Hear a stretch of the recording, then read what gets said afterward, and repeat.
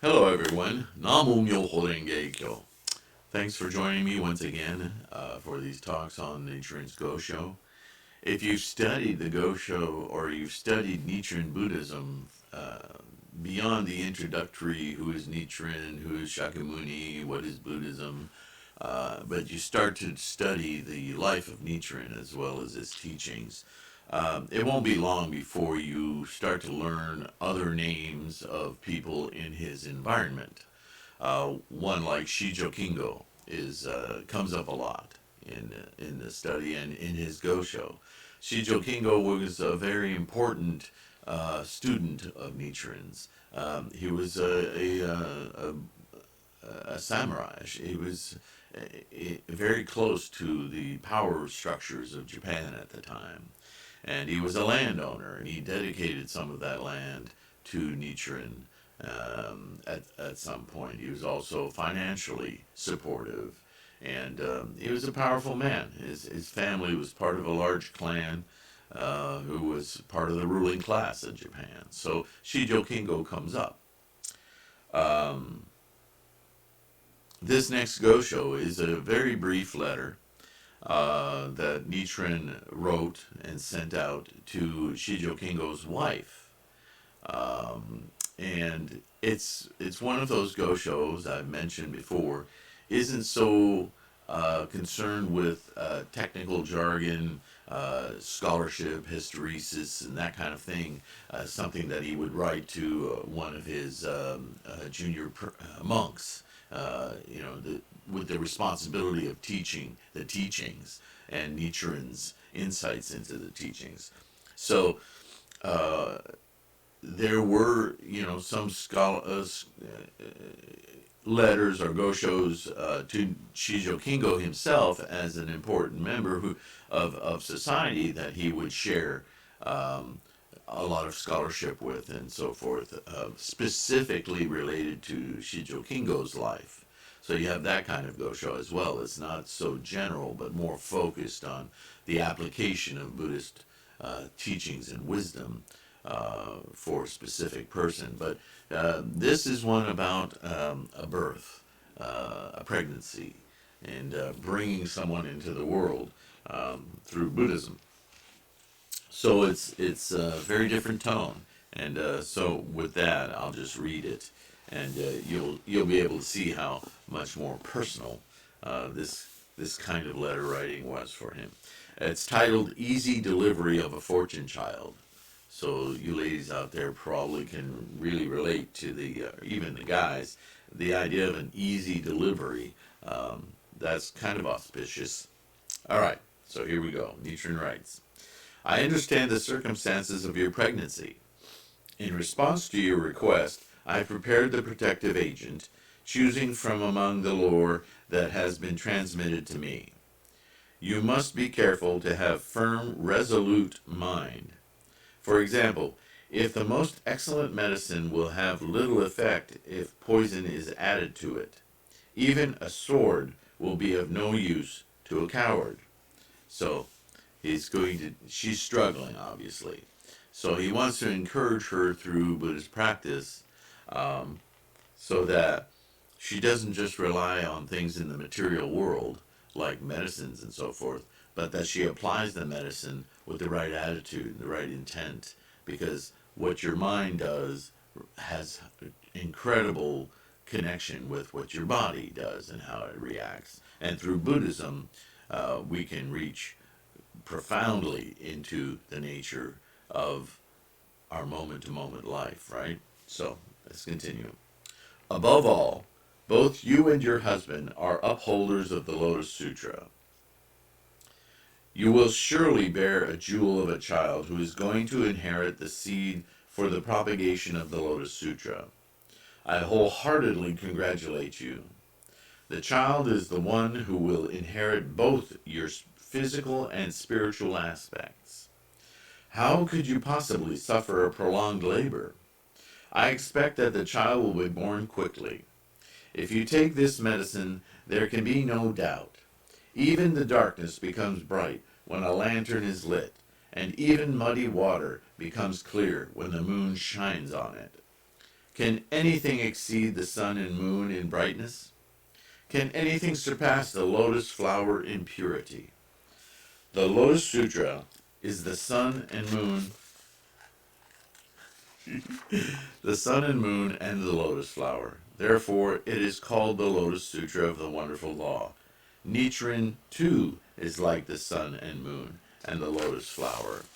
Now, he's not boasting, but he's identifying himself as a vessel as the votary of the Lotus Sutra. If the water of your resolute mind of determination is clear, the moon of blessings will surely cast its reflection on it and protect you. You are assured of an easy delivery. A passage from the Lotus Sutra says, a wonderful law such as this, and another says, quote, she will be delivered safely of a healthy child, end quote. I have carefully explained in detail to Ben Ko about the orally transmitted instructions. Therefore, Ben Ko is, quote, an envoy of the thus come one, and you must be earnest in your resolute mind. The sun goddess bestowed a jewel upon Susanoo no Makoto, who then fathered a jewel of a boy child. For that reason, the sun goddess designated the child as her own and then named him Masaya Akatsu. When I have provided the seed for an easy delivery, how could the child be any less than my own? The sutra speaks of, quote, a precious jewel worth as much as a major world system, end quote, and also says, quote, this cluster of unsurpassed jewels has come to us unsought, end quote. The thus come one Shakyamuni states, quote, the living beings in it, the threefold world, are all my children, end quote. How could Nichiren possibly differ from the meaning of these passages? How fortunate, how auspicious. I will write again on another occasion. Respectfully, Nichiren. So, you can see the congratulatory term,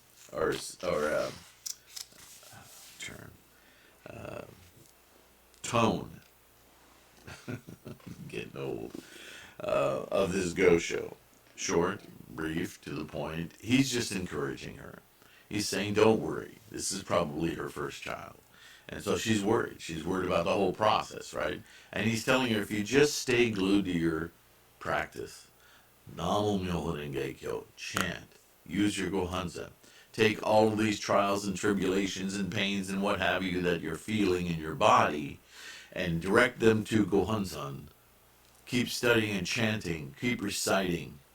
In those days, women often, because they were home taking care of the home while the man was out doing his shtick,